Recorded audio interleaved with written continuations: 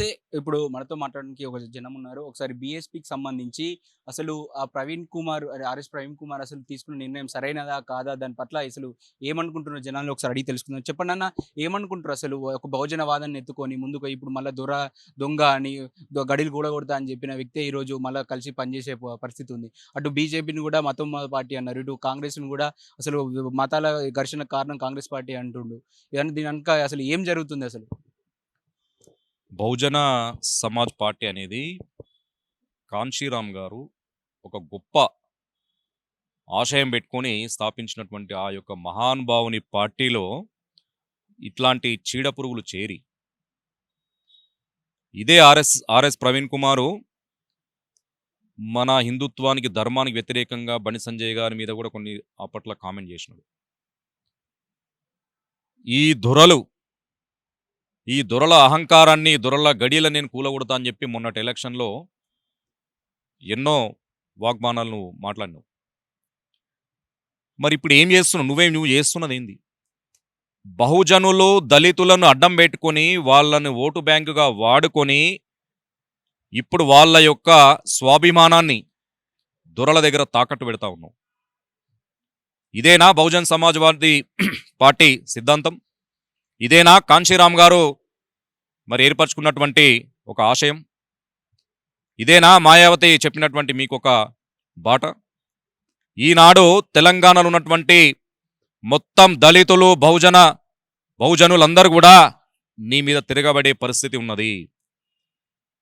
నువ్వు స్వేరో అని చెప్పి ఒక పెద్ద సైన్యాన్ని ఏర్పాటు చేసుకుని మన యొక్క సంస్కృతి సంప్రదాయాల మీద ఒక విషాన్ని చిమ్ముతూ నువ్వు ఐపీఎస్ క్యాడర్లో ఉండి ఆ యొక్క గురుకుల పాఠశాలల్లో ఆ యొక్క విద్యార్థుల మనసుల్లో మన పండుగలపైన, మన యొక్క ధర్మం పైన, మన సంస్కృతి పైన ఒక ద్వేషాన్ని, ఒక విషాన్ని చిమ్మే ప్రయత్నం నువ్వు చేయడం నువ్వు మర్చిపోయినవా? దాని మీద చెలరేగిన ఆ యొక్క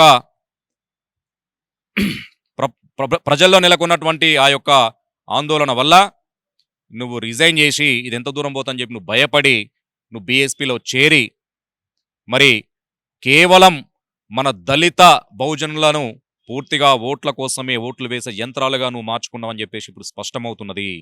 ఈ యొక్క దళితులు బహుజనులు నిన్ను ప్రశ్నిస్తా ఉన్నారు. మీకెవరిచ్చారు అధికారం? దొరలు, ఈ దొరల అహంకారం ఉన్నటువంటి కేసీఆర్ కుటుంబ పాలన ఉన్నటువంటి వారి దగ్గర నువ్వు పొత్తు పెట్టుకోమని చెప్పి మీ దళితులు మీకు చెప్పినారా? ఆ అధికారం మీకు ఎవరిచ్చారని చెప్పి కూడా ప్రశ్నిస్తా ఉన్నారు. ఖచ్చితంగా ఇది బూమరంగ్ అవుతుంది. ఖచ్చితంగా అతని మీద వాళ్ళే తిరగబడే పరిస్థితి ఖచ్చితంగా ఉంది. ఇక్కడ చూస్తా ఉంటే ప్రధానంగా అంటే ఇటు బీజేపీ పెద్ద ఎత్తున చూపించి ఇటు కేసీఆర్తో పొత్తు పెట్టుకున్న పరిస్థితి. అంటే ఏమన్నా దాని సంకేతం ఇద్దాం అనుకుంటారు? అసలు బహుజనవాదం అనే ఒక విషయంతో ఒక ముందుకెళ్ళిన వ్యక్తి ఈ రోజు ఇలాంటి డిసిషన్ వల్ల అతని కెరీర్ కావచ్చు చాలా మంది జనాలు కూడా వ్యతిరేకిస్తున్నటువంటి పరిస్థితి. మా బహుజనులను వాడుకుంటున్నారని చెప్పేసి పరిస్థితి. అసలు ఏం జరుగుతుంది? ఆయన ఏదైతే చెప్పిండో, ఏదైతే చేస్తుందో, ఆయన చెప్పింది పూర్తిగా అవాస్తవము. కేవలం రాజకీయాల కోసమే ఆ మాటలు మాట్లాడని చెప్పి ఈరోజు ప్రజలు నమ్ముతా ఉన్నారు.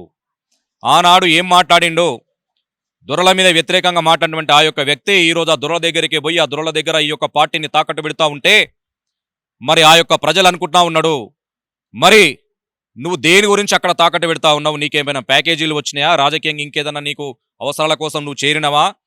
దళితుల బహుజనుల ప్రయోజనాల కోసమైతే కాదు అని చెప్పి కూడా వాళ్ళు స్పష్టంగా నమ్ముతా ఉన్నారు. భారతీయ జనతా పార్టీ దళితుల మీద అది ఇది అని చెప్పేసి అదంతా కూడా పూర్తిగా అవాస్తవము. దళితులను ఎక్కువగా మరి పై ఉన్నత స్థాయికి తీసుకురావడానికి భారతీయ జనతా పార్టీ ఎంతగానో పాటుపడింది. ఎందుకంటే రామ్నాథ్ కోవింద్ గారిని రాష్ట్రపతిగా చేసింది, ఇప్పుడున్నటువంటి ద్రౌపది ముర్ము గారిని రాష్ట్రపతిగా చేసింది. ఎందరో మహామహులను కూడా మరి దళితులను మరి గిరిజన బిడ్డలను హక్కున చేర్చుకొని వారిని కూడా రాజ్యాధికారానికి దగ్గర చేసే ప్రయత్నం నరేంద్ర మోడీ గారి నాయకత్వంలో అద్భుతంగా జరుగుతూ ఉన్నది. మీరు చెప్పేదంతా కూడా అవాస్తవము.